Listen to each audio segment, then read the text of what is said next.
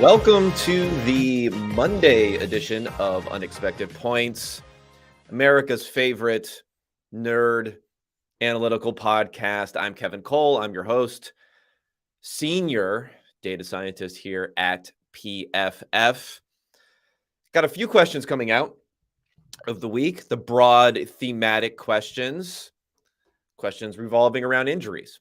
We'll talk about the injuries that happened as we go through all the different games. Questions revolving around who are the good teams in the NFL. We have the Bills, we have the Chiefs, we have the Eagles. Who else wants to step up? Not a lot of teams stepping up this week. This week, it seemed like the Carolina Panthers were one of the few teams that weren't tanking after having interim head coach Steve Wilks take over in an inspired effort against the Bucs there. We'll get into that game, of course, as we go on. So we'll try to answer some of those thematic questions as we're going along. But the linchpin of this program, the adjusted scores, all the analytics, all the numbers, dissecting decisions that are being made via fourth down, time management, 2-point conversions, all that stuff. We will dissect all of that. We'll get into all the numbers. We're also going to add a couple little wrinkles here for our viewers on the YouTube. Those wrinkles will be, I had some commentary about some people. Maybe it's a little difficult to follow along with a lot of the numbers that I'm throwing at you. I try to strip it down a little bit, but it's hard. You know, I'm a nerd. I like to talk about numbers. So while we're throwing some of these numbers at you, at least, I'm going to display some banners down at the bottom of the screen for our YouTube video users that will show you the scores, the adjusted scores, and then also when I'm talking about the number of the game, which I will have for each and every game, that will be displayed on the bottom of the screen. So, you know, we're innovating. We're innovating here. We're innovators on Unexpected Points. And by we, I mean the royal we, of course. I mean, I am doing these things. Got the video clips. Now we got some banners on here. Preparation equals success when it comes to putting all of this stuff together. Let's go ahead and get into it here. We're going to start with Sunday night. I know it was the most exciting game, but a game that probably a lot of people watched. Excitement at the end, despite the fact there were 0 points scored in the second half, but it all ended on the arm of Kenny Pickett, who, well, we're going to get into what sort of quarterback he can be going forward, but on this particular night, didn't have enough to bring a comeback, despite the fact that they only had this 6-point deficit most of the night. Pickett. Escape, thought about running, has the firing, stand to the sideline! Igbenogany didn't come down with the second foot. Holland says review it. Line judge comes down for a conversation. It looked like 1 foot. And it also looked like Pickett could have run for about 20 yards on that one. Chris, he may have this. He may have this. Let's look. Igbenogany, 1 down, He 2 got down. He got it. Yes, Igbenogany comes down with the interception, ends the game, and puts an end to the Steelers' chance to make a comeback here. So the number of the game here, the number of the game for this one is 4. And that is going to be the total difference between interceptions and turnover-worthy plays for these different teams. And what that plays into is that the adjusted score, which I'll reveal soon enough, is much closer than you may have expected on this game.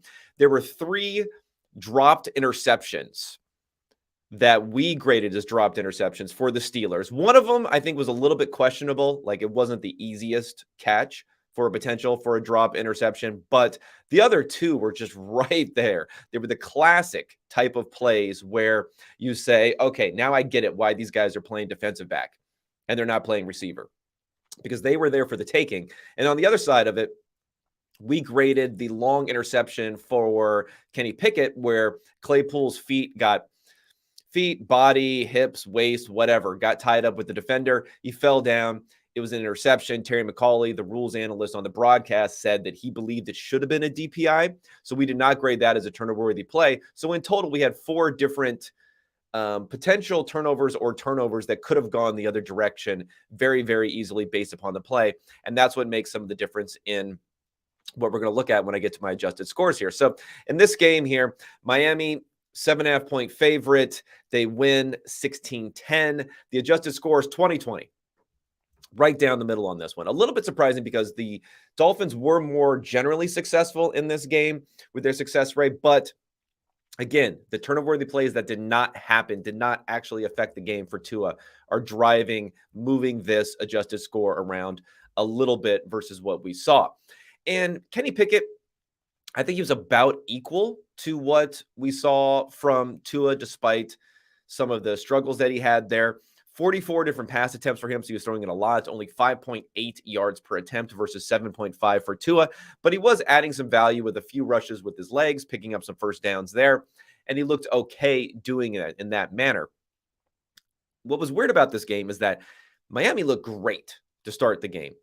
If you look at how they started off this game, touchdown, field goal, punt, field goal. But then we didn't see anything else from them the entire rest of the game.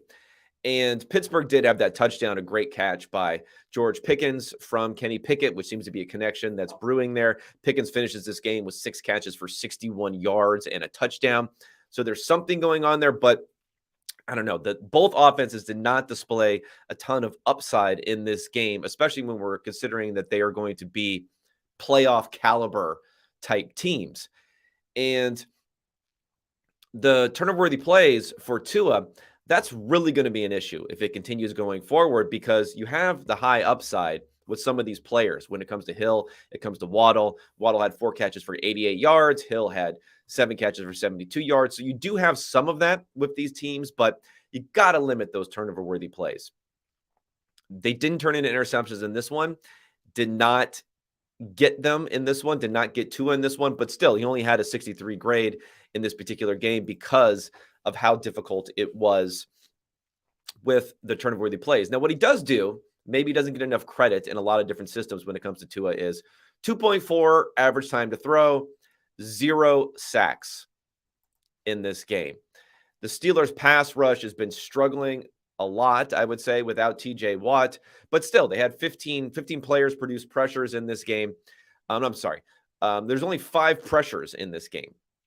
So Alex Highsmith had 4 pressures, 1 outside of that, a combination of a much improved Dolphins pass protection, which we've seen that at least with Tua playing there, I think it's kind of a symbiotic relationship with him and the pass rush, how he's able to enhance them and make them better, that they've been playing better this year. And then also Tua getting rid of the ball extremely quickly really helps in this one.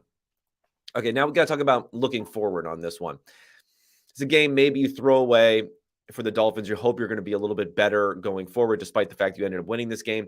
It does get them back into contention area here. They're up to 52% to make the playoffs at this point. So it's a big, nice jump for them there. They're at 4-3, still behind the Jets, though, and the Bills in the standings. I mean, we expect the Bills. We don't expect the Jets to be there. We'll talk more about how the Jets are there. So you're in a mix with the Chargers, who are also 4-3. The Ravens are 4-3. The Bengals are 4-3. So you basically have those 4 teams. They're all 4-3 right now, with the Titans 4-2 looking like they're going to get the division lead there. So they're battling for one of those wild card spots. The division title is probably out of reach, but still, we're at about a 50-50 chance now with Tua coming back and the struggles that they had before that. This basically, it doesn't put a nail in the Steelers as far as their playoff chances, but they're down to 11%. You'd like to see more from Pickett so far this season. If we look at what Pickett has done, and I think this is going to be, what can we expect from a guy like this going forward? What have we seen from him so far this season? Well, Pickett is at 27th in his grading ranking this season. He's 30th in his EPA per play. Not great. Not great from what we've seen so far. Then again, he has only a few starts here. He's going to have some more time to get into it.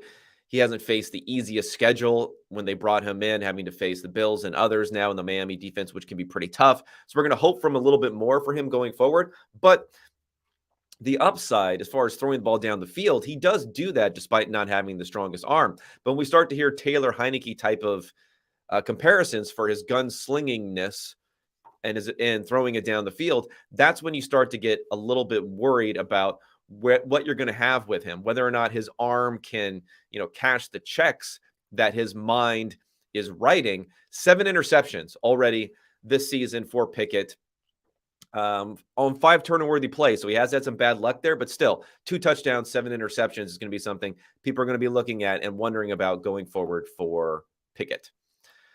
All right, let's get into the second game of the week that I'm going to preview. We're going to go straight to the afternoon, and we're going to go straight to a dominant performance for the Kansas City Chiefs. First down, 10th play of the drive. Hardman gets it on the sweep. Oh, Hardman's still going inside the 10, and he is in for the touchdown. 25 yards from Mecole Hardman, his second today. Yes, the second rushing touchdown for Mecole Hardman. He ends up with not 1, not 2, but 3 rushing touchdowns for Hardman. What's interesting about Hardman is that you have the explosive plays that he can make.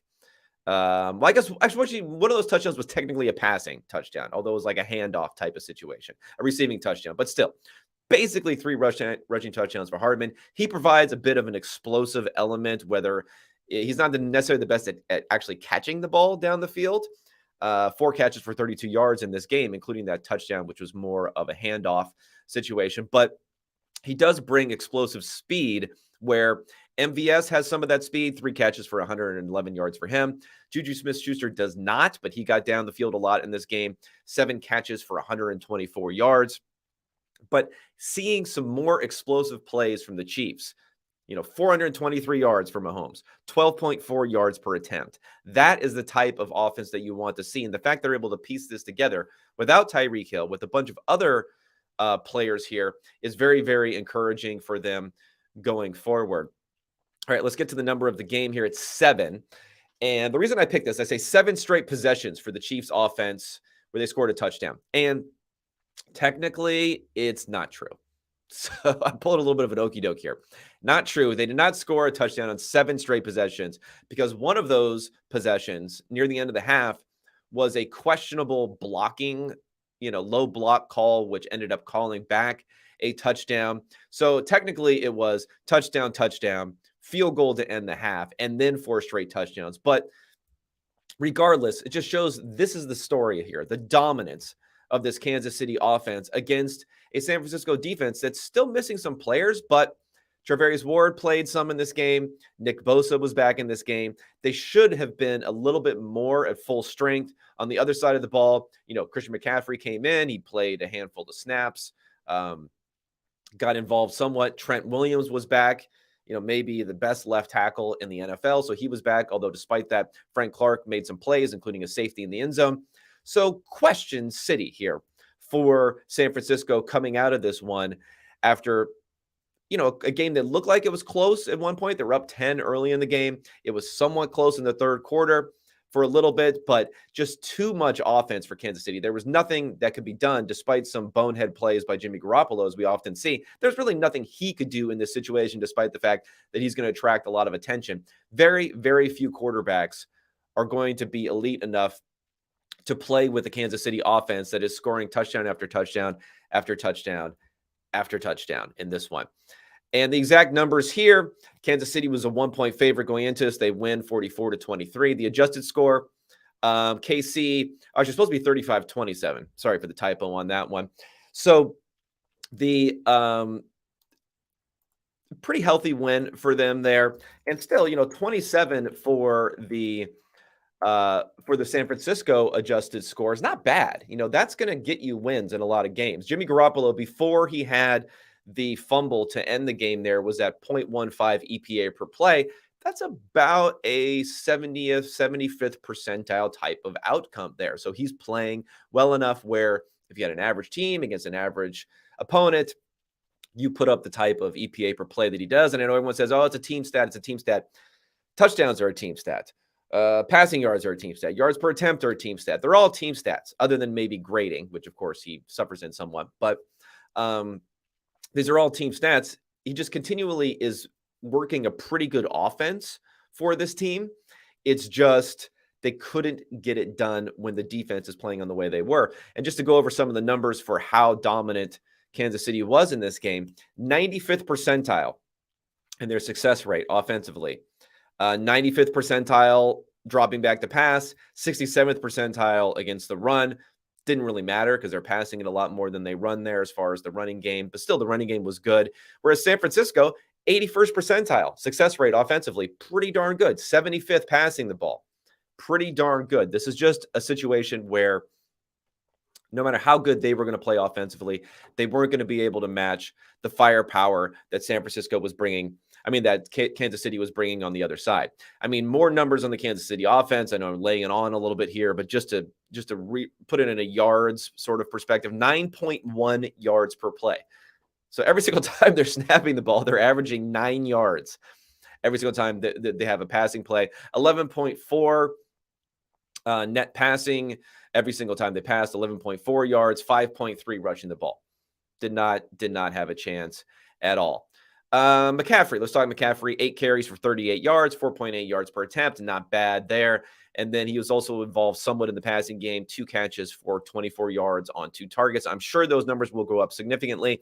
But Jeff Wilson, 7 carries for 54 yards, 7.7 yards per attempt. So it's not like they were having difficulty running the ball with Wilson. It's not like Wilson's a bad rushing back. I don't think that Christian McCaffrey is going to bring a ton of extra juice in the running game. It's really going to be in the passing game where he's going to come there. And the question will be, is San Francisco going to let Jimmy cook a little bit? Maybe this was a game where, it probably did not really matter whether they were going to let Jimmy cook or not in this particular game, because they're going to have such a hard time coming back against this Kansas City offense. But if we look at the numbers for pass rates versus expectation in this game, Kansas City, 64% pass rate versus 71 for San Francisco. So you might think, San Francisco is more pass happy in this game. But no, they're down a lot. So you have to build that game script sort of expectation into it. And when you do build that in, we have Kansas City at a 64% pass rate,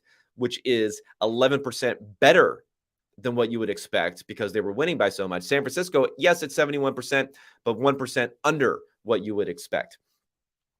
Christian McCaffrey, if you're really going to unlock this guy, if you're really going to unlock Deebo Samuel, if you're really going to unlock George Kittle, all these different players, you're going to need to probably boost up that pass rate, at least in these types of games where it's going to be a shootout. Again, this game, not the greatest example because no matter what you were doing, you probably weren't going to win this game. You had to be perfect on your side of the ball in order to match the perfection that we saw from Kansas City on that side of the ball.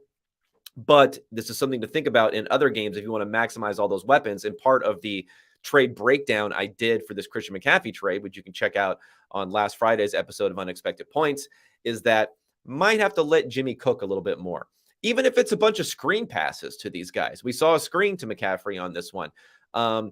That was replace some of these early down runs with that, despite the fact that they were okay running the ball in this particular game.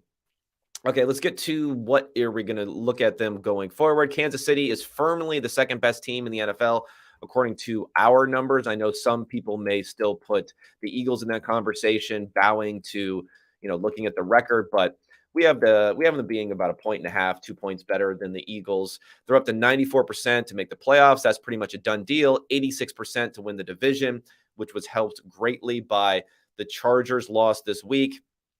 21% to go to the Super Bowl, 12% to win the Super Bowl, which those numbers still remain about half each of what we're seeing for Buffalo. So impressive win for Kansas City. We're not putting them on the same level, really close to the same level as Buffalo at this point. But they both have pretty easy schedules going forward. So the Kansas City's had the 3rd hardest schedule so far this season. Now they're going to have the 25th most difficult schedule after getting San Francisco out of the way, which I think is going to be huge for them. If you look at their games the next few weeks, you're going to have, I guess you're going to have a bye first. Then you're going to have the Titans, the Jaguars, the Chargers, the Rams, who haven't looked so hot, Bengals, Broncos, Texans, Seahawks, Broncos again, and Raiders. So, not the easiest schedule going forward, but definitely a lot of winnable games so far. Having already played some teams like the Bills, and now the 49ers and the Bucs, who maybe aren't as good as we thought they were, but still 3 out of the last 4 games against those teams. Coming out of those 3 games, 2-1, losing to the Bills by 4 points. You'll take that as Kansas City. Going over to the 49ers, 3-4. Not great. They're a much better team than that. They're a top 6 team according to our numbers. We have to remember that, week 1 losing to the Bears with Trey Lance there, that definitely affects things. But they had the easiest schedule year to date. So the combination of the easiest schedule year to date and a 3-4 record is not great. Luckily for them, they have the 5th easiest schedule going forward. So pretty easy schedules for a lot of teams coming out of the NFC West. 48% chance to make the playoffs, 31% chance to win the division. We're not giving nearly enough credit to the first place Seahawks as part of these calculations. We're still expecting some big time regression there. But if we're wrong, then San Francisco is in a little bit even more hot water now. And the whole going all in sort of thing, whatever, they're going to have McCaffrey for a couple more seasons. But I do think it's interesting what sort of pivot point they'll have next year, depending upon how well they play, how much faith they have in Trey Lance, all that sort of stuff going forward with Garoppolo. There could be, some issues for this team in another year or two when all of those loss of draft picks eventually ends up catching up with the 49ers.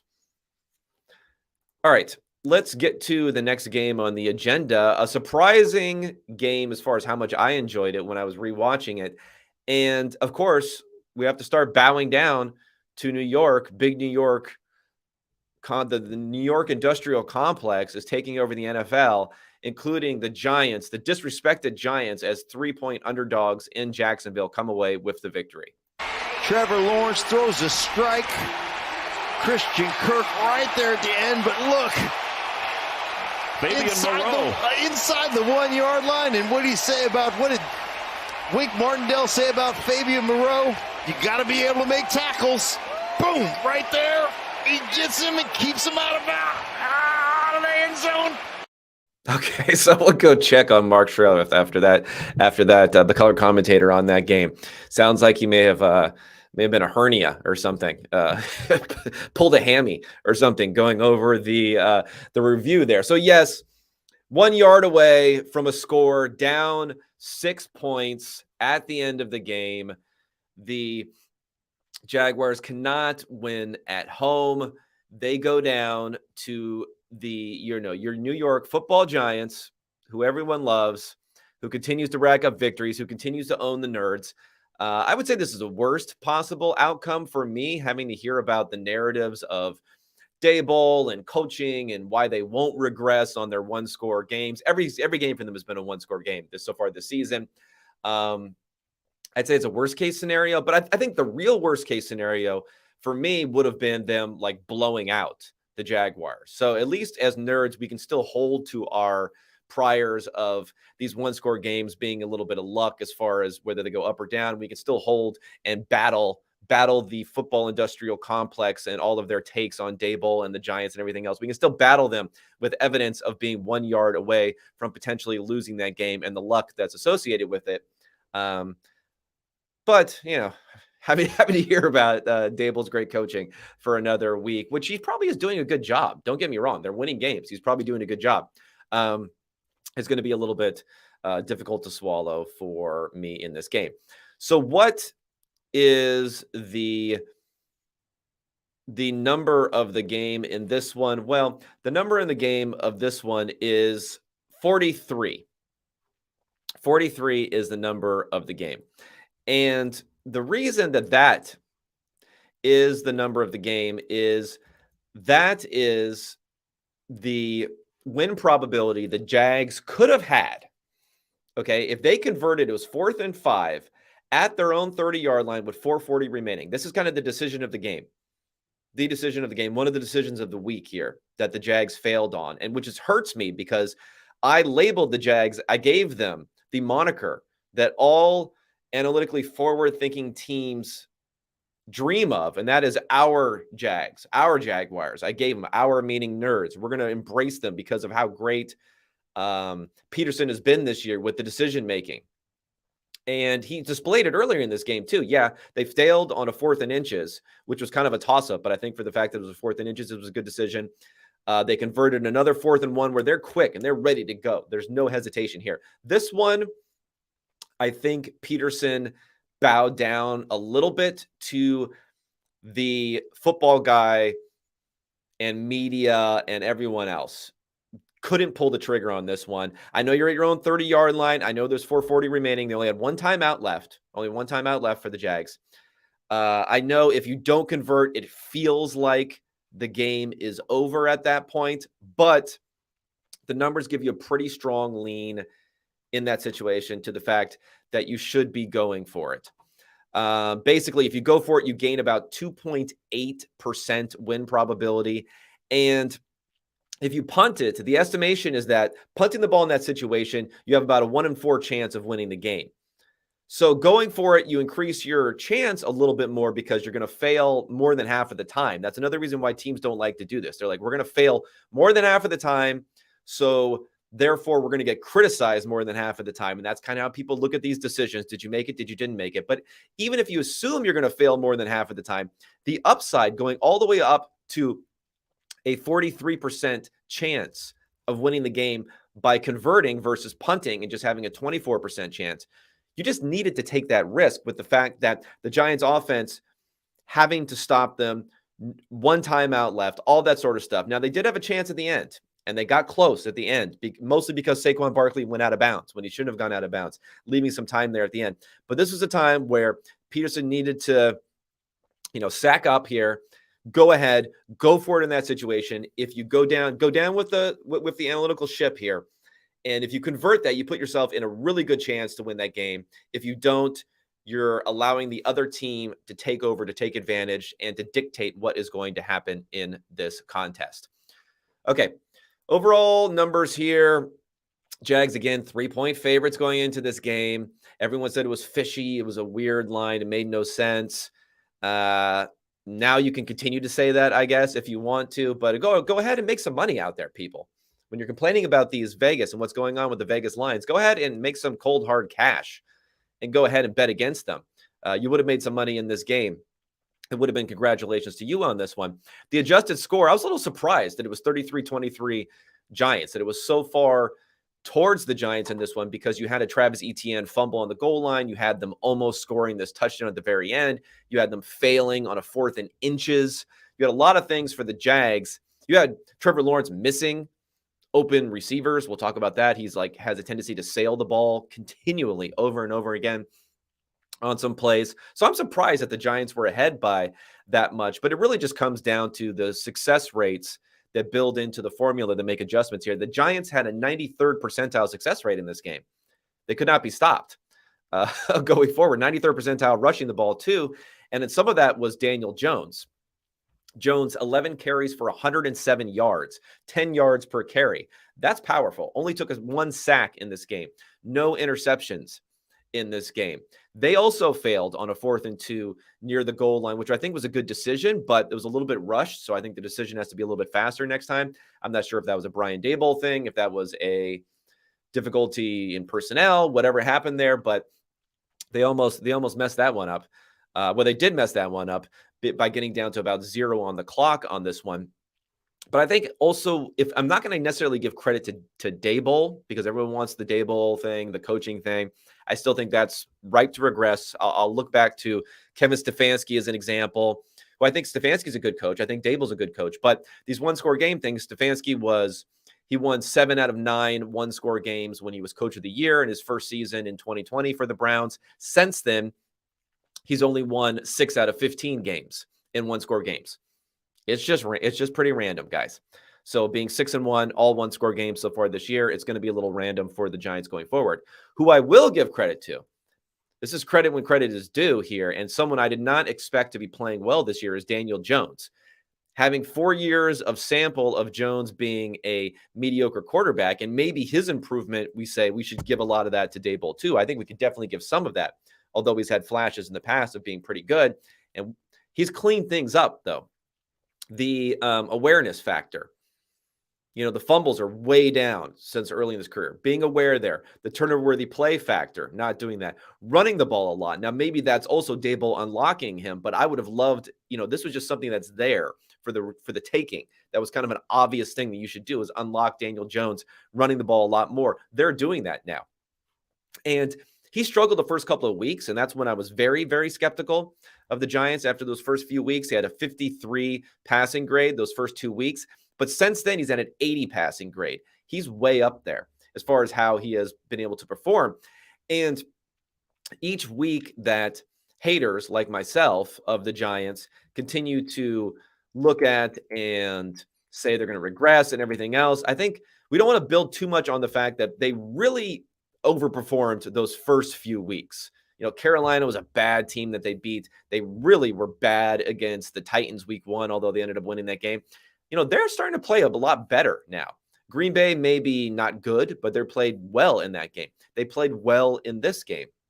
So we also don't want to build too much of the early season struggles for the Giants into our overall projection for who they will be going forward. Because if we look at Daniel Jones, he's about a league average quarterback by his grading and by his EPA, which is good enough to get things done if you could continue to be successful on the ground. And it doesn't happen every week, but it definitely happened in this particular game. On the Jacksonville side of the ball, Trevor Lawrence, I mentioned the whole thing with Lawrence as far as, the difference between his grading and his efficiency is crazy this season. He's 31st in grading. He is 8th or tied for 8th in efficiency with Joe Burrow this season. Very efficient on running the ball. Another touchdown here, although he didn't convert a 4th and 1, which hurt him a bit here. But another touchdown. He had 2 touchdowns last week on the ground. He's adding a ton of value on the ground. So it's another thing where I think Peterson is doing a fantastic job, probably an underrated job because of how the wins and losses have played out here. But doing a fantastic job also using Trevor Lawrence, unlocking that rushing potential with him, because the passing is so-so, like 31st in his grading so far this year in terms of his passing. Sailing balls a little bit too much, missing open receivers a little bit too much. He had a turnover-worthy play that was called back by penalty. Of course, so did Jones on the other side in this game. Travis Etienne looks like they finally turned it over to him. 14 carries, 114 yards. He's not always going to produce that sort of efficiency, but look great there. Unfortunately, the careless fumble where the worst case scenario would have been 1st and goal from the 3-yard line. So that one really hurt. But then Etienne also had, a catch in the passing game. But really, that rushing juice that he's bringing ends up being huge for him here. Okay, so where do we stand with these teams going forward? Despite how much we might want to hate on the Giants, they're now into being about a league average team, according to our numbers. So congratulations, Giants. You're up there. You're moving up. We are recognizing it. We're moving you up. We're moving off of our prior. We're just not making you a top 10 team because you have that 6-1 record. They have an 82% chance to make the playoffs now. 22nd most difficult schedule going forward. So a top 10 easy schedule going forward. On average, we think they're going to win 11 games this year. So we're looking at a team, it's going to be an 11-6 team. We're going to have to reckon with this going forward.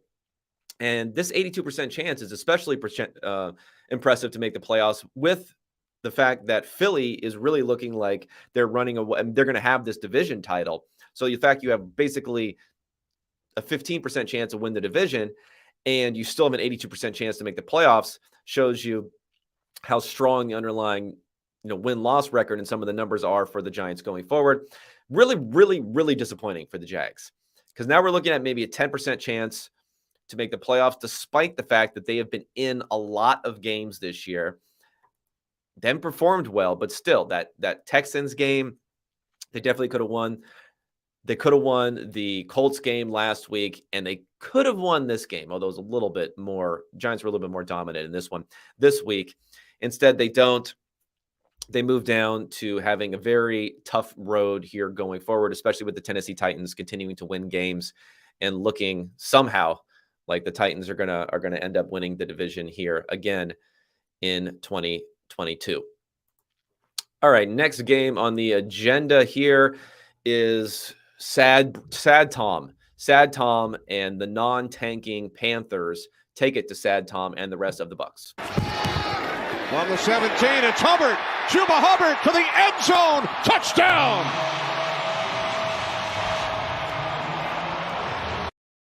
Yes, Chuba Hubbard with the touchdown after a 60-yard run from Deontay Foreman before that. And, okay, it's interesting. You look at the final score, it looks like, a little bit of a beatdown, 21-3 for Carolina. But the number of the game gives you a little bit of context here. And the number of the game here is 1. And that is only one score on the first 15 possessions of this game. Now, Mike Evans dropped what would have been an easy touchdown on the first possession of the game for the Bucs. But if you looked at the win probability, you look at those win probability graphs. I know everyone hates them, but still, you look at these win probability graphs. The Bucs were still favored. And again, if you want to if you don't believe these graphs, go ahead and bet this stuff.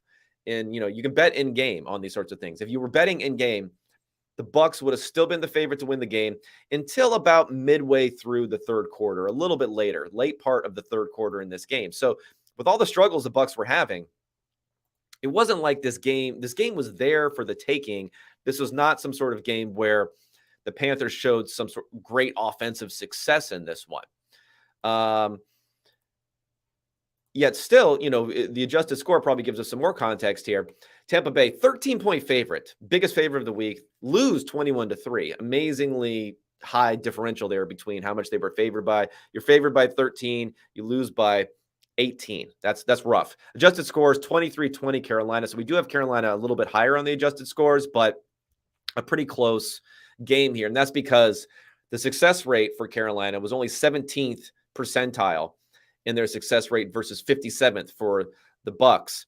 They just had those big plays that we talked about, the big plays to DJ Moore, who they finally got unlocked a little bit in this one, 7 catches, 69 yards, and a touchdown on 10 targets. Deontay Foreman, 15 carries for 118 yards, 8 yards per carry. Chuba Hubbard averaged another 7 yards per carry. Lots of stuff going on there. And I think it's really defensively what is going on with the Bucs. I know everyone's going to be talking about Brady. 5.9 yards per attempt, not great. But again, that drop touchdown by Evans. They can't run the ball again, as usual. Leonard Fournette, 19 yards on 8 carries, 2.4 yards per carry.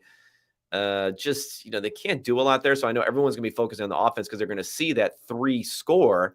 Although my adjusted score is 20, they were a much better internally offense than what that score is. But I'm a little bit more concerned about this Bucs defense because, yeah, they kept their success rate down, but why are these big plays? Why are they giving up these big plays? Why is this happening? Why are the Carolina Panthers having their first really successful offensive performance of the year against a defense that's supposed to be, a top 5-ish sort of defense? Why is that happening? That's concern time for the Bucs for me, because if you look at their numbers this season on defense, they're still top 10 in success rate and EPA per play, where they were top 10. Now this is the 4th straight season, but they've had a really easy schedule so far, so that's part of it. And against the run in particular, they haven't been that great, and they really got bitten here with the run defense. Maybe that's No and Ndamukong Suh being there this season versus in the past, but it's going to be really, really tough for them to win if they cannot stop these big plays from happening on defense. On the bright side, which is interesting for Tampa Bay, is they keep on losing all these games, yet they still have a 71% chance to make the playoffs. They still have a 70% chance to win the division because everyone else in the division stinks. So, it's not looking good for Tom, not looking good for that defense, not looking good for Todd Bowles, who probably made the worst decision by win probability given up in this particular game. It was, let me see. So the decision we're talking about here, 4th and 2, this is early in the game at your own 48. And, you say, oh, it doesn't matter. It's early in the game. Actually, you know what? It's the third quarter. I forgot. It was only 7-0 in the third quarter. Jesus. So third quarter, 11 minutes and 42 seconds to go. They had the ball on their own 48-yard line, 4th and 2. The recommendation was about 7% win probability gain to go for it. Instead, they punt it 32 yards to the Carolina 20. 32 yards of field position you're giving up, where you can convert that, have the ball past midfield, and be ready to score in a game where you had gotten 0 points through the first 2.5 quarters. I mean, not good. Not good at all for them in this particular game. Maybe they'll get things turned around, but who knows? Now, Carolina, what you got to worry about now is playing yourself out of the number 1 pick in the NFL draft. So the Texans are 1-4-1. You got a lot of teams at 2-5, including the Panthers. You got the Lions at 1-5. They could use a quarterback. You got the Saints at 2-5. They'll take a quarterback. They'll probably be better, but they'll take a quarterback. So, Carolina, you're not gonna breeze to that number 1 overall pick here. You got the Texans and the Lions. I think are pretty stiff competition in this one. You should get there because the team's just not good offensively. I don't expect much from PJ Walker going forward, but who knows? Maybe Darnold comes back in. Maybe something ends up being a little bit better this year, and then you play yourself out of that number 1 pick. Not great. Not great if that ends up happening for them. They have a lot of extra picks, so I'm sure they'll get someone next year, but don't blow this, Steve Wilkes, for the Carolina Panthers and their faithful this year. Okay, let's get to the Detroit Lions, who end up in Big D having some problems with Dak Prescott, and the real problems for Detroit were Jared Goff's ability to keep the football in possession of his team. He drafted Aaron Glenn as well with the New York Jets. And Quinn used to attend the Giants training camps. Here is Goff going for the deep ball. Oh, what an interception! That is Diggs, and he was not touched. Yes, another interception for Trayvon Diggs. We talked a lot of PFF back and forth with Dallas Cowboy fans last year about how good is this guy. Because he had bad coverage grades outside of his interceptions. Got a lot better. Got a lot better in coverage this year and still making plays, still getting some picks. I mean, a little help, of course, from the front end of that Dallas Cowboys defense, how much pressure that they're able to generate. That doesn't hurt, right? That doesn't hurt for Diggs, who is... Yeah, if you look at his coverage grade, he's a 75.6 coverage grade this year. Not bad at all. Last year it was actually 75.2. But we're talking about not giving up quite as much in the one-on-one coverage as he had last season, which made that differential in opinions.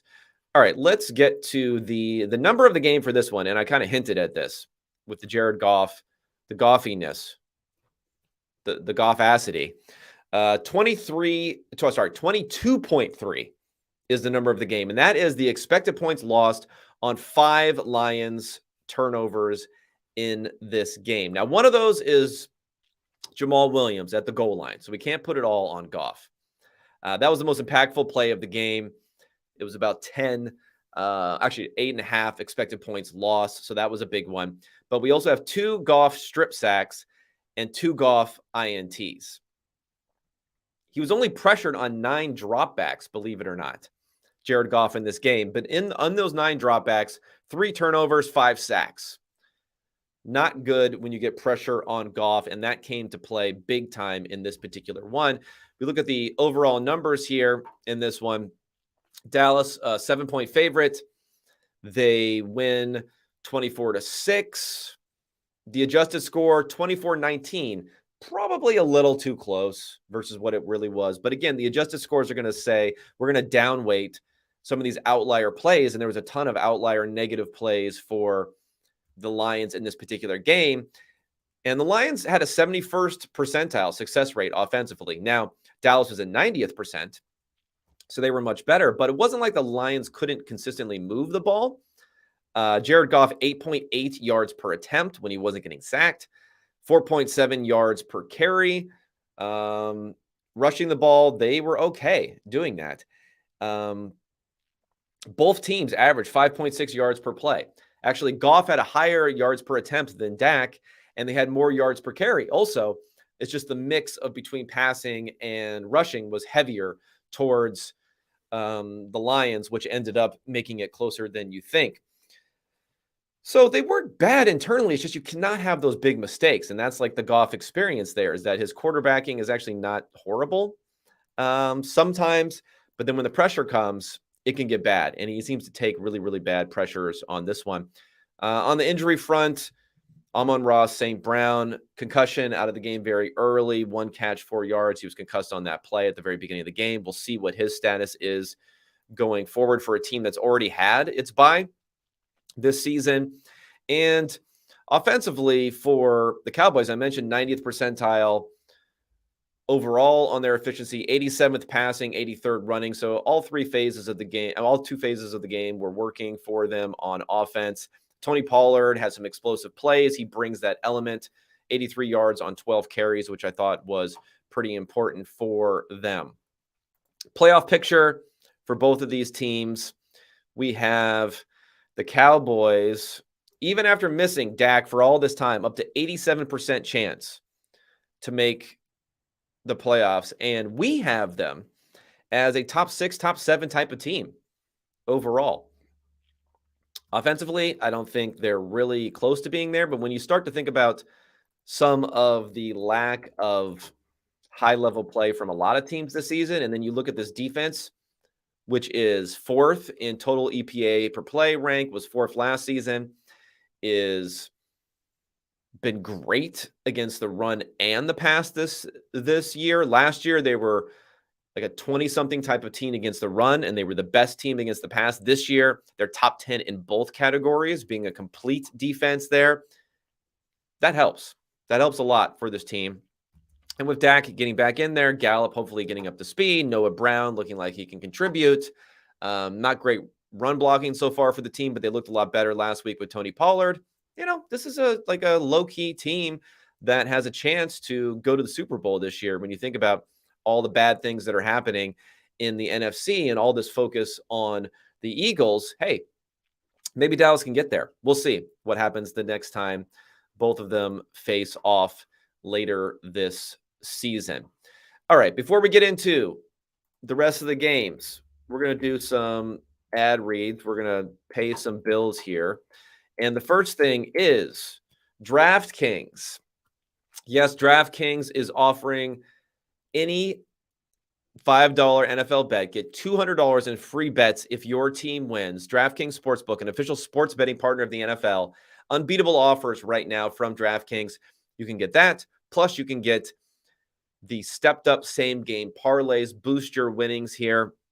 You can throw down on one of those stepped-up same-game parlays once per game day all season long. Download the DraftKings Sportsbook app now. Use promo code PFF to get $200 in free bets if your team wins. Just place a $5 bet on any football game, and you can get that $200 in free bets if you do. Only at DraftKings Sportsbook using code PFF. Minimum age and eligibility restrictions apply. See show notes for details. And we're also sponsored here at Unexpected Points by Western and Southern Financial Group. While you focus on your roster moves, Western and Southern helps advance your money moves. Buying your first home, planning to start a family, wondering how to make your money grow. Western and Southern's playbook of life insurance, investment, and retirement solutions helps you rest assured on game day. Team up to understand needs and address goals with a game plan built just for you. Get started at westernsouthern.com. Okay, let's get to a AFC South showdown that no one seems to care about. I think it had the 5th broadcasting crew for CBS on this game, despite the fact that it's extremely relevant for who will end up making the playoffs this year. And that is the Colts coming to visit the Titans in Tennessee. Again, the Colts are out of timeouts. They're going to run it with Henry again. Henry breaks free. Derrick Henry stiff arming his way all the way inside the 25-yard line. And that should do it. Yes, Henry salts away the victory here. Derrick Henry finishing with 30 carries for 128 yards. Three catches for 10 yards. Still getting some looks. Still getting some looks in the passing game here. This is a number of strong games for Henry in a row. He's been over 130 total yards in 3 straight games here, doing what they want to do in Tennessee, winning this particular game. And when we get to the number of the game, and this is how they won defensively, that's getting pressure on Matt Ryan. 32.5 is the number of the game. That was Matt Ryan's grade under pressure. He was 8 of 15, 55 yards, 2 interceptions, including a pick 6, and 3 sacks. Matt Ryan, this is not just like this game that's been happening, and they're dropping back to pass a ton for the Colts. So like if you're going to continue to drop back a ton to pass, you probably have to get a little bit better with Matt Ryan under pressure, protect him better. 44 pass attempts in this game, 45 dropbacks to 17 carries in this game. Actually, Matt Ryan has a carry here too. I don't know. That could have been a scramble. So that might actually be 46 dropbacks to 17 carries for the Colts. Yeah, there were some game script issues, but you flip that around. Ryan Tannehill had 20 pass attempts versus Derrick Henry's 30 rushing attempts. So a very big difference there. And you need to get cleaned up like what Matt Ryan is doing under pressure. I don't know if it's on Ryan. I mean, the second interception that was not the pick six also looked horrendous for him. But this season, he matches his game grade for under pressure. He's been 32.5 grade under pressure for the season, 76 from a clean pocket. So he's been good from a clean pocket. And the big negative plays, though, under pressure, I don't know how you're going to end up dealing with that for the Colts going forward when you can't protect them well and you can't get a sustainable running game going on the other side of the ball. Huge divisional. Again, we talk about the leverage in this game. Huge leverage game here for who is going to win that division title, because your chances of going to the playoffs outside of winning the division title are much less in that division than others because of the lack of strength and team records there. Although, low key, the Titans, despite losing week 1 where they really should have won against the Giants, the fact that they're sitting at 4-2 right now is a little bit better than most would expect it. But as far as, again, the leverage on this game, they moved up 16% in their chance to win the division, up to a 72% chance to win the division for the Titans. Big game there. Indianapolis drops over 10% in their division chances. They still have a 42% chance to make the playoffs, but we'll see. We'll see what ends up happening for that one. And we look at these guys' schedule going forward. 17th hardest schedule for the Titans. For the Colts, 15. So they both have kind of middling schedules. The fact that they have this first victory here against the Colts for the Titans, and they have a half a game ahead in the standings, is going to end up being big for them going forward. More particulars on this exact game. Tennessee was 2.5-point favorite going into this. They win 19-10. The adjusted score, 24-19 Tennessee. A little bit closer, and that's mainly because of these huge deep negative plays. 10.3 expected points lost on that pick six by Andrew Adams on the play. You can't win. Can't win on plays like that. A couple other things to look at going forward in this one. Tannehill injury. I'm not sure if it was a leg injury. I mean, it's definitely a leg injury. I'm sure if it was a knee or an ankle injury. I guess if he's in a walking boot, I assume it's a foot or ankle injury. He was in a walking boot after the game. Malik Willis did come in for a little bit before Tannehill came back. They had some weird play where Tannehill was in the game and he looked to hand it off to Willis, but Willis looked like he didn't know that it was coming, and then it was fumbled. So kind of a sloppy game overall, but it was Tennessee doing what they want to do on the ground versus Indianapolis being forced into this Matt Ryan passaholic sort of attack. And even if he's not under pressure that often, when he has been under pressure, it can be so deadly and negative for them that it ends up ruining their chances. Need to get that fixed. Need to get that fixed for the Colts to have a chance to do anything in this offseason. All right, next game here is another divisional matchup, and that is we're going to go to Baltimore for this one. And I realize here I don't have a video here for Baltimore. We'll get back to Baltimore. Let's go to Cincinnati here against Atlanta. The Falcons come to the jungle. Who's in there for this Falcons defense? All 3 timeouts inside of a minute. Working the sideline, but then Chase comes back inside, and he's gone!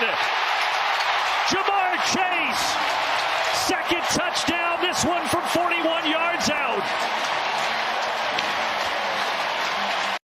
Yes, Chase had an excellent sideline catch grab earlier in the game. Also in this one, is the Cincinnati offense back?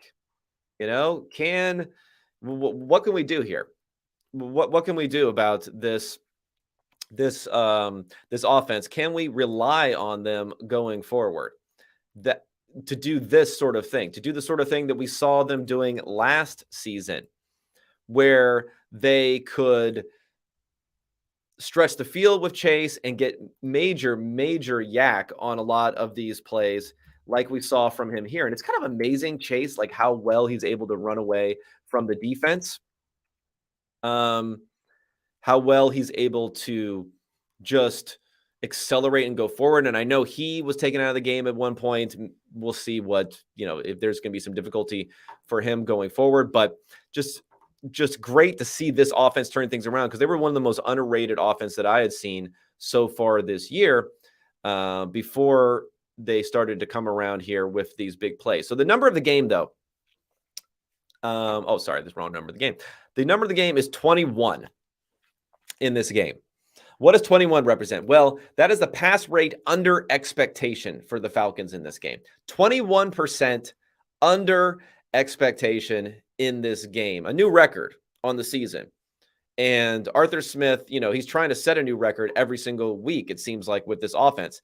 The way this game went, they were down by more than 10 points for the final 50 minutes of a 60-minute game. Yet they threw the ball 13 times. You're expecting a 63% pass rate, and that's probably low. It probably should be over 70%. They actually threw it 42% of the time. Absolutely wild. I don't know what is going on here with this Falcons offense. And if we look at, this season, what's going on here, the pass rate under expectation here, they still aren't quite to Bears territory, but the Bears have been getting better. Bears are 14% under expectation for the season. The Falcons are second at 12.4 under expectation. No other team is worse in the last 9 years. No other team is, worse is whatever. I'm attributing a judgment call to this, but no other team is more run happy than the Falcons. And I don't know, like if I'm Terry Fontenot, the GM for the Falcons here, you spent the 4th overall pick on Kyle Pitts, highest draft pick ever for a tight end. You spent your first round pick, the first pick of this draft, the highest drafted receiver in this draft, on Drake London. You bring in Marcus Mariota, whatever. Marcus Mariota is Marcus Mariota. I get it. But still, he had familiarity with Arthur Smith. He's playing okay this season. I mean, he's not great by any stretch of the imagination, but Mariota, 12th in EPA per play this season. He's giving you the efficiency when he's allowed to pass, which isn't often, of a average NFL quarterback. But then you're just not passing the ball. In this game, you didn't really have much of a chance. I get it. 35-17. The adjusted score here was also 44-19 towards Cincinnati. That's a very, very high adjusted score for Cincinnati. You're not going to be able to do much when the team has 99. I think it's 99.6 was his percentile as far as the offense in this game. Not going to be able to do a lot there. I get it. But generally, I think you have to lean into Mariota a little bit more in that passing game a little bit more, or else what's the point of spending back-to-back top 10 picks on receivers when you just basically refuse to use them no matter what the game script is in this particular situation? And they didn't run the ball particularly well. 29 carries for 107 yards, 3.7 yards per carry. And if you take Mariota out of there, who had 6 carries for 31 yards, then it drops closer to 3.3 yards per carry. On the other side, we like what the Bengals offense is doing. Remember last week, only 2 non-shotgun snaps, which was a sneak and a kneel down at the end of the game. This week, not quite as dominant as far as shotgun. They did have 15 non-shotgun snaps this week. But again, they passed the ball 45. They dropped back to pass 45 times, and they ran the ball another 21 times. So they had, 15 out of about 70 plays in this one. 65 plays, 70 plays in this one. But 8 of those plays were inside the Falcons' 10-yard line. They were living inside the Falcons' 10-yard line in this game. So when they did go under center Maybe they shouldn't even do that when they're near the goal line, but that's when they were doing it. Still, their core offense is now building around shotgun and also building around passing the ball. It's weird that we begged Zach Taylor to do this last season, to open it up, let Burrow, cook in this offense, and he wouldn't do it until the second half of the season when they end up killing. And then this season, again, with his offense, they start off the season over expectation passing the ball, but only slightly. Last 2 games, this is when they've been cooking, remember? The last 2 games, 22% over expectation in week 6, 23% over expectation in week 7. They are really letting it go in this one. And maybe it's just how they feel about the matchup, and then they're leaning into it. But let's keep doing this, Bengals. I love it. 481 passing yards. Let's do more of that, especially when I have Jamar Chase and T. Higgins on a lot of fantasy football teams. I like these. Tyler Boyd, though, 155 yards and a touchdown. Everyone, there's enough for everyone in this offense. It's bountiful. 93 yards for Higgins, 130 yards for Chase, 155 yards for Boyd. Let's keep on going. Let's keep on leaning into that. Go with that in this particular offense. Where do we stand now for the Bengals? I have them as being easily within the top 10 teams. I got them jumping over the Rams now as far as how good they are, pretty close to the 49ers. That defense continues to be very, very solid this year. They do have the toughest schedule remaining. So that is going to be really the issue for them, is that they gave up some games earlier this season. Remember earlier this year, they lose to the Steelers in week 1 in overtime. Really should have won that game.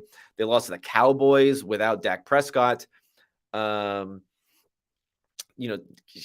lost to the Ravens, where they probably could have won that game a few weeks ago. So now they're coming on, but other than the fact that they're going to face the Panthers in a couple of weeks, they still got to go against a good Browns team, a good Titans team, the Chiefs, Browns again, the Bucs. Let's see if the Bucs can get things together. The Bills, the Ravens, the Patriots. It's going to be a tough go. It's going to be a tough go for them the rest of the way.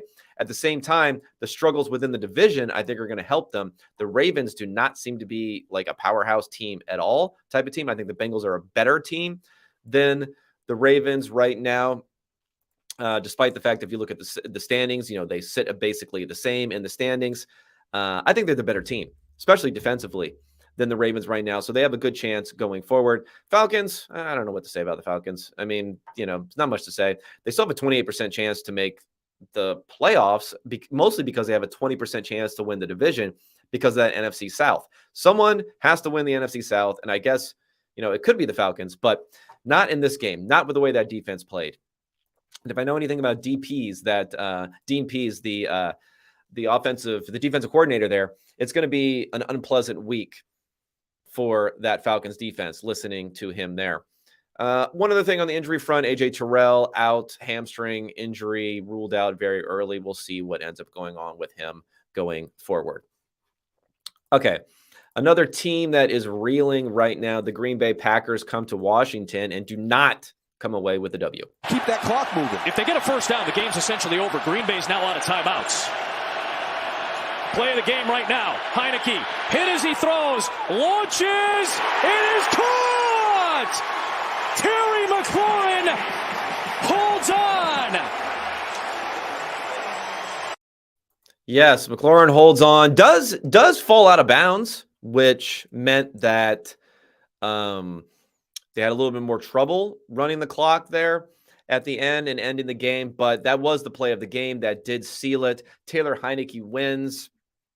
I almost feel bad a little bit for Carson Wentz that they get this victory with Heineke when, Heineke stunk in this game. He played well in the second half, but 5 turnover-worthy plays, a pick 6. He had a fumble 6 that was called back by penalties. We had him at a 33 grade in this game, one of the worst grades of anyone has had this season.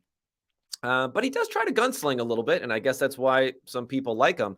He definitely unlocked Terry McLaurin in this game. McLaurin, 5 catches, 73 yards, and a touchdown, where we hadn't seen much at all from him already this season.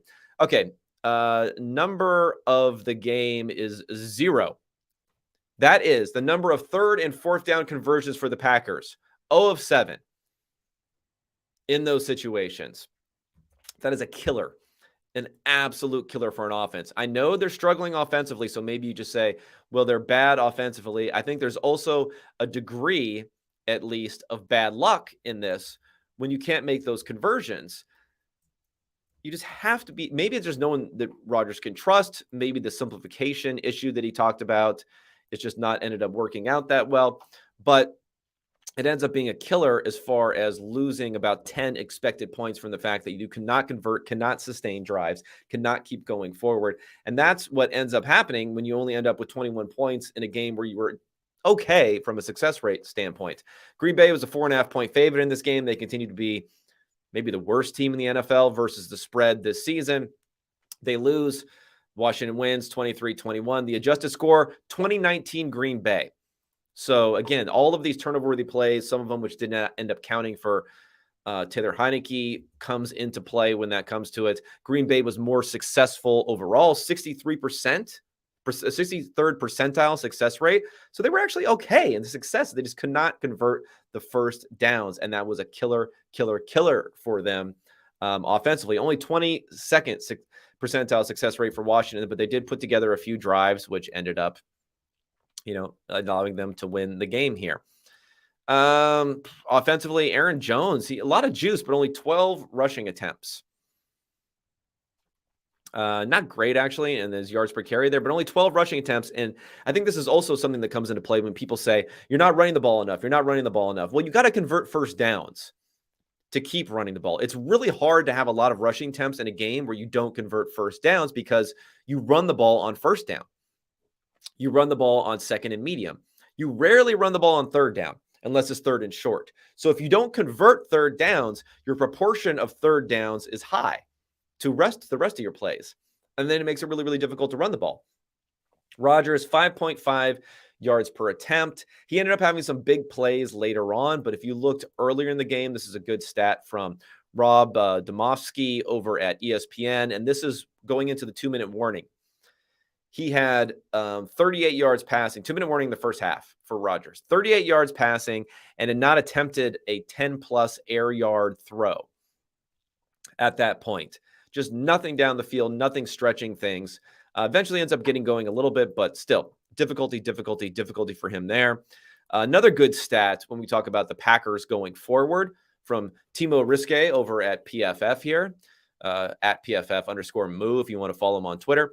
Packers at Bills next week. The look-ahead line in the offseason, it was Bills 4-point favorite.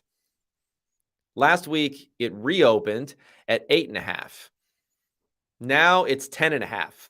10-point favorites, or 10-point underdogs, you should say, for the Packers, a team that was supposed to be competing for the Super Bowl this year. 10-point underdogs. I know the Bills are awesome, but the Packers are like falling out of the top 10 teams in the NFL right now.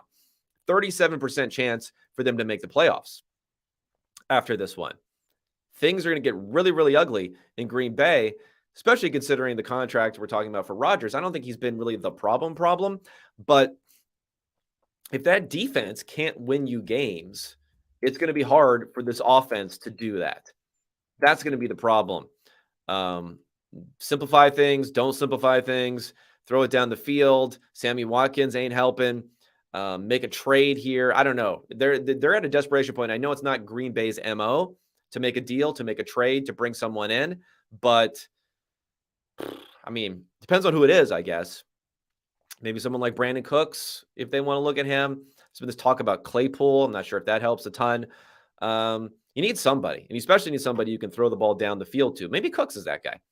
It's funny. Cooks has played already in his career with Breeze, with Brady, with all these high-end quarterbacks. Why not let him get a shot at get away from Davis Mills and get a shot at playing with Aaron Rodgers? He can tick off like all these Hall of Famers before the end of his career. Okay, what do we have for our Commanders? 22% chance to make the playoffs. Okay, well, not bad. Basically no shot of winning the division, but still 1 out of 5 chance of making the playoffs. I guess we're not going to see Sam Howell, although I have no clue why Howell wasn't being considered more heavily for this. Again, Heineke's grade was probably the worst of the week of any quarterback, but they get the W, so that means more rope for Heineke, longer that we're going to have to sit around watching him, unfortunately. And we won't get the Sam Howell experience for a bit longer. Okay, let's get to some of the more of the afternoon action and the Fighting Geno Smiths win again while the Chargers are reeling. And for those players individually. There's Walker on first down. Gets the edge. Walker down the sideline. He's got the speed. Walker chugging down the sideline. Can he outrace Michael Davis? He can. 74 yards. And Kenneth Walker may have just put it on ice for Seattle. And he did put it on ice for Seattle in this game. And the reason that he was able to put it on ice, and, we saw a lot of big throws from Geno. We continue to see that. We saw a lot of big plays here. But on the other side of the ball is really the story of the game and the Chargers season here. 4.8, that's the yards per play for the Chargers offense in this game against a Seattle Seahawks defense, which is not good. This is not a good defense, people. What is our level of concern here now when it comes to Justin Herbert, who I think by now, should be okay in terms of his rib injury? What's our level of worry here with Herbert, who had a bad interception, who had 3 sacks, who averaged 5.7 yards per pass attempt? You take out the sacks, it goes underneath 5 yards per attempt. What's our level of concern here when Austin Eckler is getting 12 catches for 96 yards? They can't stretch the ball down the field at all. How big of a deal is really Keenan Allen not being there? Because I thought Herbert had performed pretty well without him being there in the past. Like, where are we sitting with this team right now? Because I think it's worry time for an offense that I thought was going to be really, really good, and a defense that I thought was also going to be improved. Not in this game, not in this season so far. The Chargers were disrespecting. The market was disrespecting the Seahawks here. Chargers 4.5-point favorites going into this. Seahawks win 37-23. Adjusted score, decently big here, 29-19 towards Seattle. So still a pretty big movement in that direction. If we look at the underlying numbers, when, is this a success rate problem? Is this an efficiency problem when it comes to, for the Chargers? 45th percentile success rate, 27th in their efficiency. It's not getting it done. Seattle 75th and 83rd. Running the ball was really where they were great. 95th percentile as far as their run efficiency. Decent throwing the ball, but again, you're getting a lot more probably highlights sometimes from Geno Smith in this passing offense than you're getting efficiency. But when they can run the ball the way that they're running the ball in this particular game, when you can get Kenneth Walker going for 168 yards on 23 carries, you get DJ Dallas going for another 35 yards on 6 carries. That Chargers defense still can't guard anyone when it comes to the running game. When you get that going, then, Geno can cook, despite the fact that he had a couple of turnover-worthy plays.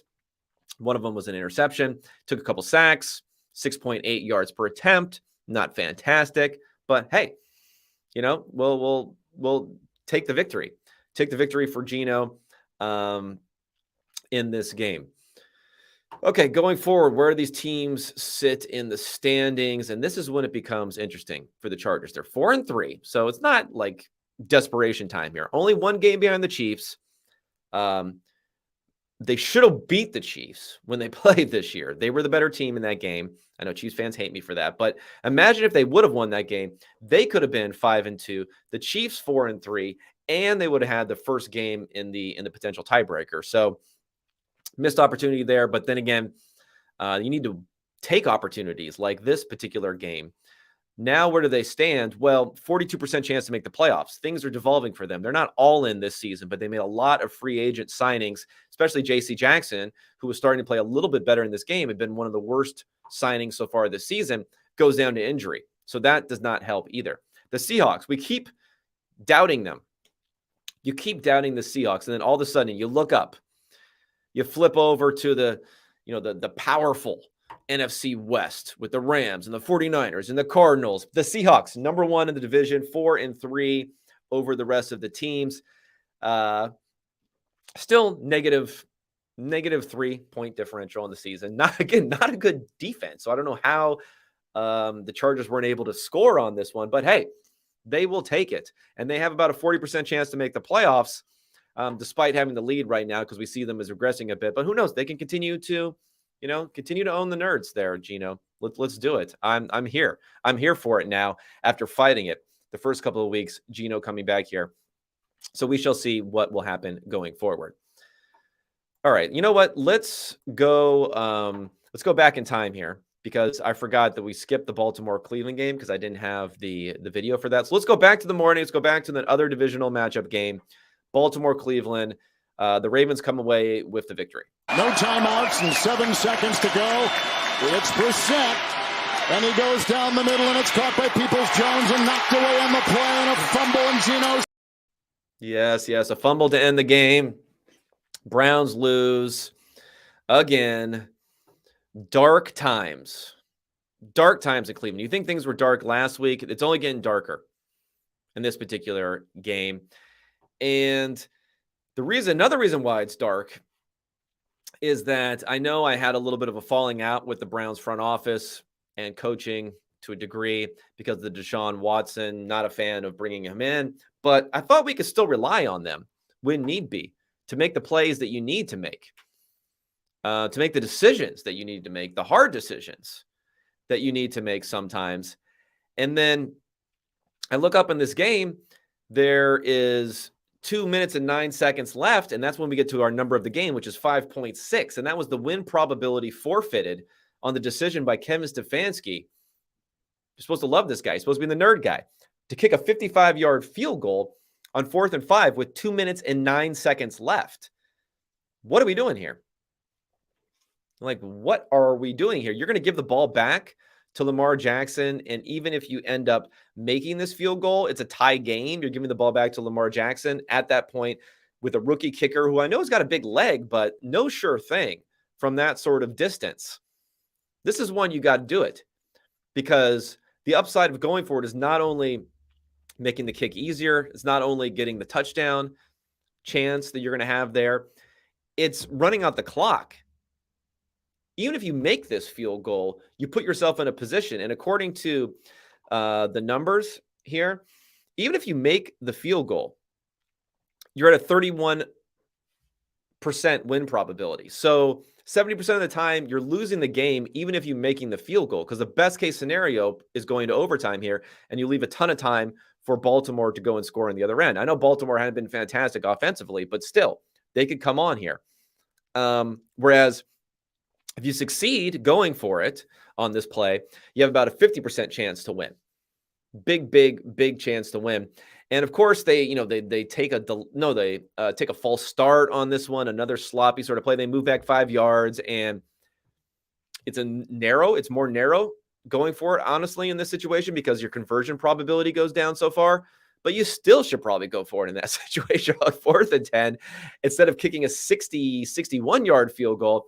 And he does it again, misses it, loses the game, all that sort of stuff. Disappointing for the Browns. Our Browns, maybe I'm not going to revoke their status as our Browns, but it's getting close on this one. So Baltimore is a 6.5-point favorite in this game. I think I said I liked Kansas City. Not Kansas City. I think I said I liked Cleveland on with the points. So congratulations to anyone who did a recreational bet on that one. Baltimore wins by 3 points, 23-20. Adjusted score, Cleveland continues to rack up adjusted wins versus actual wins. Adjusted score, 22-21 to Cleveland in this game.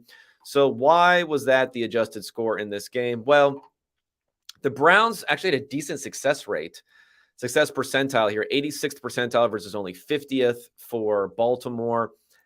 They just couldn't sustain the drives when they needed to be able to sustain the drives. That ended up being a big problem. Because the internals, as far as their yards per play and things like that, were good. 6 yards per play to only 4 for the Ravens. But 2 for 11 on 3rd down. And the Ravens were just pounding the ball on the ground. 44 rushing attempts. Only 2 of those were Jackson scrambles. And they just continued to do that because they couldn't really pass the ball that well. Only 94 net passing yards for Lamar Jackson this game. Cleveland could not take advantage when they needed to here. And, of course, you had the strip sack fumble for Brissett. No turnovers, but strip sacks fumble, 5 sacks. He's starting to become a little bit more of Brissett that we know and don't love as far as taking those sorts of negative plays. But when he was having success, it was 9.6 yards per attempt. When they were running the ball, it was 4.7 yards per attempt. A game that they really, really could have won on this one. But again, the Browns seem to be a little bit snake bitten, not pulling away with victories this year. And also, David Njoku walking boot and crutches after the game. He had been killing it this year. He had 7 catches for 71 yards in this game. He'd been averaging about 7 and 75 over the last 5 games of the season. Going into playoff mode now, Cleveland down to 11% chance to make the playoffs. Baltimore up to 65% chance, but man, they're not really that good. I think the Patriots might be a better team. They're right in this mix with maybe like the Vikings-ish sort of team as far as how good they are. Outside of the top 10, I would have them outside of the top 10. And after a very strong start to the season for Lamar Jackson, he's still, in a top 10 type of range for how well he's playing this year. But generally, how good they've been doing running the ball has just not been there. Gus Edwards was a little bit better in this game. But generally, it hasn't been great. I mean, Jesus, Kenyon Drake in this last game, 11 carries for 5 yards. Yeah, it needs to be better than that. Mark Andrews, 0 catches. That's another thing that stands out is like, what the heck happened here? But when you only have 95 net passing yards, you only have 9 completions in the game, you're not going to see a whole lot there. Definite step back for the Ravens passing attack, which Lamar looked like he was maybe taking a step forward this year, and now it's going back. Okay, let's get back to, speaking of back, let's get back to the afternoon here. And let's go to Las Vegas. Let's hit Vegas. Let's hit the strip here. Vegas against the Houston Texans. Here, they've got to be able to get it down the field. Hill throwing, intercepted. Picked off in the middle of the field by Duron Harmon. Harmon up the sideline. Harmon is going to take it all the way to the end zone for the touchdown. Yes, the Raiders are able to win. Raiders, one of the better teams in the NFL versus what their record is so far this year. The Raiders are sitting there going into this game at 1-4, but they're a pretty solid team. Now up to 2-4, chance to make the playoffs. Yeah, it's not great, but still 23%, 1-4, not bad. I think this Raiders team internally is someone who could, like, if they sneak into the playoffs, could be somewhat interesting. Actually, notice I left the Jets for last year, so apologies, Jets fans. I know you think you're not getting what your deserves from across the board here, and it looks like I accidentally threw you down to the end of the list here. So we'll get to you, Jets, but let's talk about this one first, and let's talk about the number of the game first in this one, and that is 55. So that was the Raiders' win probability at the end of the third quarter. This was a closer game than some people think, and that's why I put the pick 6 in there. By far the most meaningful play of this game is that the Houston offense was a little bit better. Maybe that would be my one thing that I would say. The Houston offense is a little bit better than you might think. The Raiders were 7-point favorites in this one. They win by 18 points, so it looks pretty impressive there, 38-20. Justice scored 35-29. Both offenses were pretty good internally in this game. I mean, Dameon Pierce had his 92 yards rushing. Again, Davis Mills, 302 yards passing. Took 1 sack for 6 yards, but then his INT was a killer, an absolute killer there. But the success rates were pretty high in this one. So outside of the pick 6, and there's a missed field goal from only 39 yards for Houston, maybe a little bit closer than you would have thought. Raiders got on track offensively. I mean, Josh Jacobs, 143 yards on 20 carries, 3 touchdowns. Anyone has him in fantasy, maybe the fantasy pick of the year so far as someone who was like the supposed dead zone running back. Now he's just absolutely crushing on the season and winning leagues for people this year. On the defensive side, 8 pressures for Max Crosby, but no sacks is notable. 6 broken tackles for Dameon Pierce, who is tied up there with Nick Chubb, leading the league this season. And, Houston, I mentioned earlier, they only have 1 win. They basically have a 3% chance to make the playoffs. They're in contention now for that number 1 pick, but I still think Mills is good enough to potentially win them some games where that won't happen. But we'll see. That's probably the only thing that you're really caring about, that and whether or not they're going to trade off anyone like Brandon Cooks to try to get some more assets for next year. Okay, let's get to game of the week. Apologies, Jets fans, for keeping this into the end.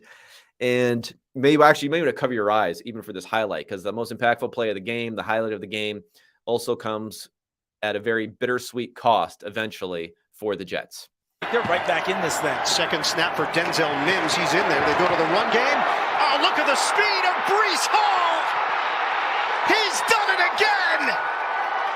Breece Lightning, 62 yards for the touchdown.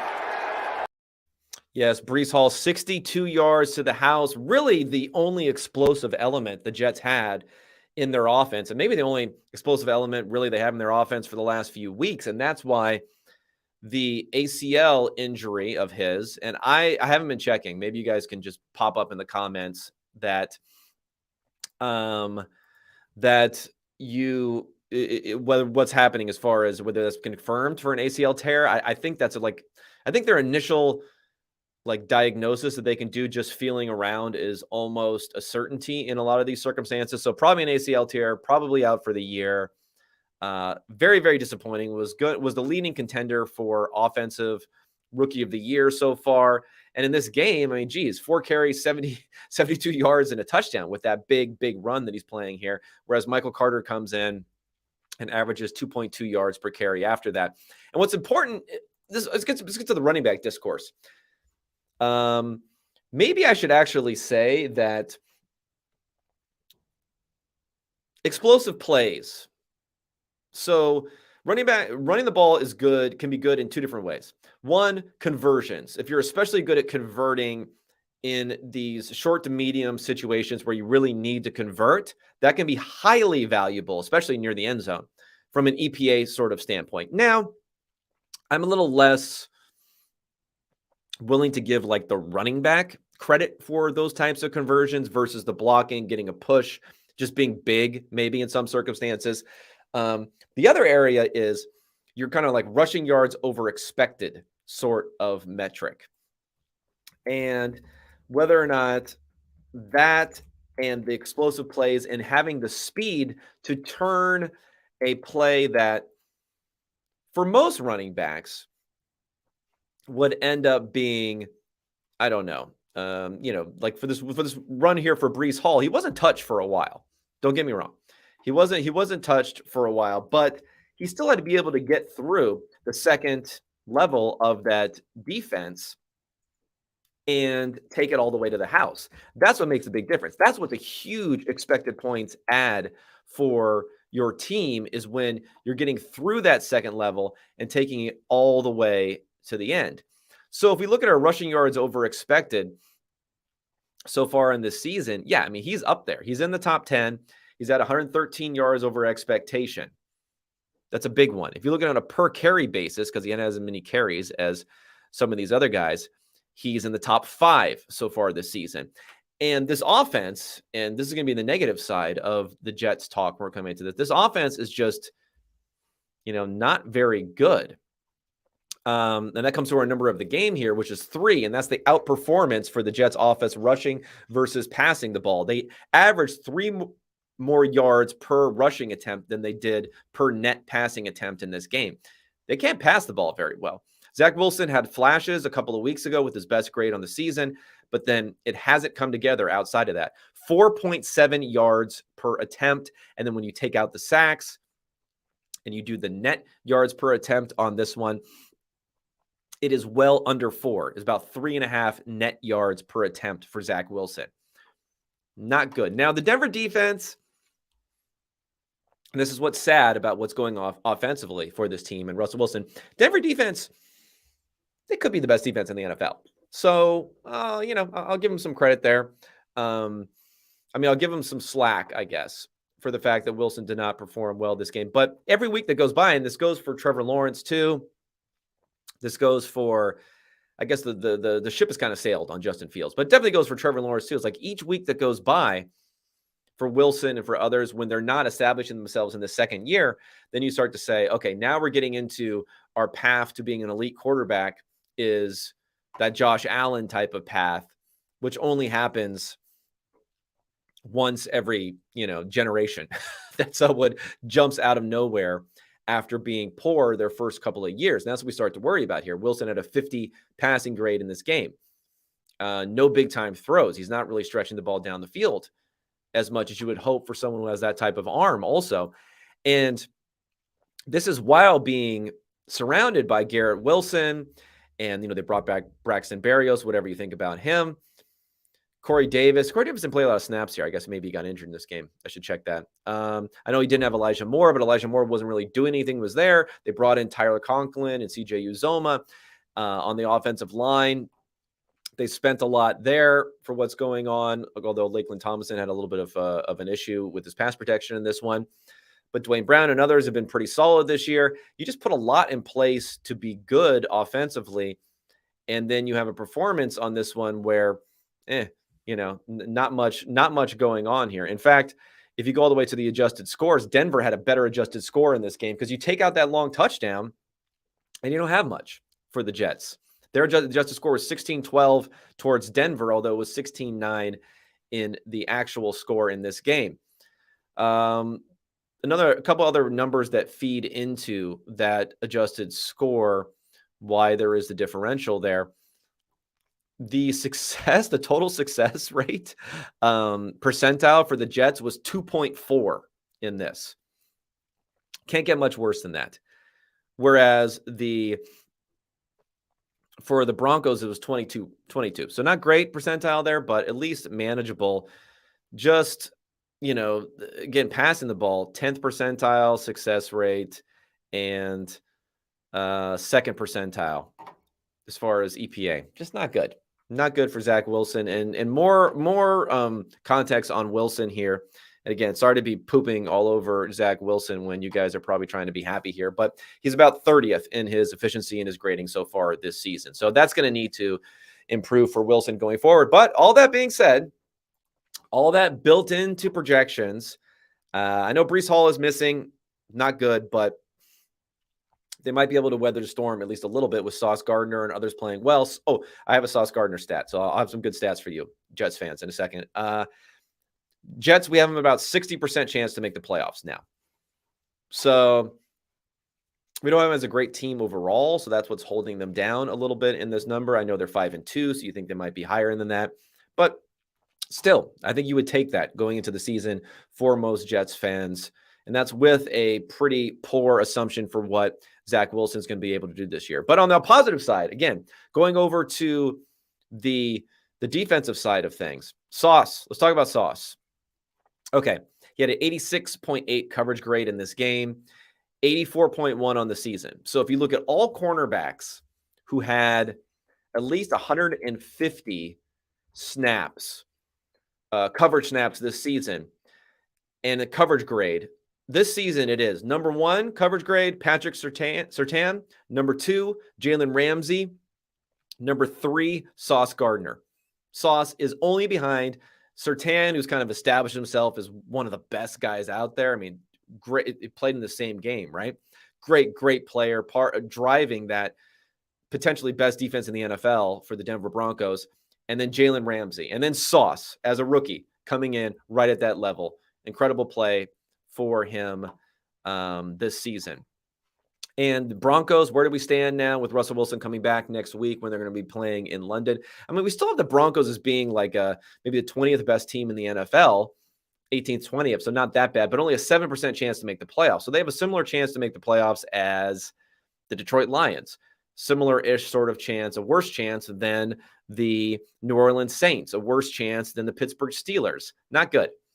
Not good, especially because their schedule, if you look at their schedule this year, they had the second easiest schedule year to date, and they have the 7th hardest going forward. It's going to be a lot of dark times for Russ if they can't get things turned around, sitting at 2-5 now. They need the win in London against the Jaguars, who the Jaguars are kind of like the adopted team in London. So they need that win. They need the win in Tennessee the next week. And they probably also need the Raiders and the Panthers after that, because it's be that 4 games there for them to turn things around.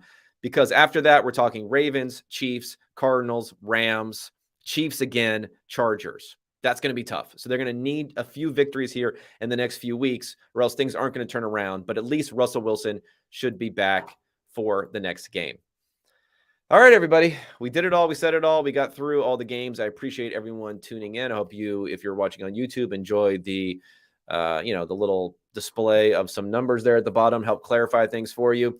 Drop your reviews, your comments in YouTube, Apple Podcasts, every place else. I'm going to be doing mailbag this Friday. I promise to actually do it when there's no news, hopefully. So leave me some mailbag questions. I will get to them on Friday. And tomorrow, we're going to adjust things a little bit. In the morning, we're not going to do the Monday Night Football in the morning. I mean, it's Bears-Pats, so hopefully you guys aren't missing it too much. But later on, at around 6 o'clock, I don't know if I can live stream, but we'll try to get the video out later in the evening. I'm going to be taping Tuesday evening with Sam Schwartzstein, who is the numbers analytics guy. He came on this podcast once before. He worked with the XFL before. He's going to be on he's helping out with the broadcast for Prime Video for their Thursday night games. So we'll preview that game a little bit, talk about the behind the scenes, what's going on with him and Al and Kirk and everyone, Fred Godelli and everyone who's working over there with that broadcast. And of course, he's just a super smart dude who played offensive line for the Stanford Cardinal with Andrew Luck back in the day. We'll talk about all that stuff. So that should be a good midweek edition where I think we're going to try to do it on a regularized basis, depending upon his schedule. But we're definitely got it coming this week. It'll be ready for you on Wednesday mornings in your favorite podcast apps. All right. For everyone who is listening on here, thank you again. And I'll be talking with you Wednesday morning with Sam Schwartz.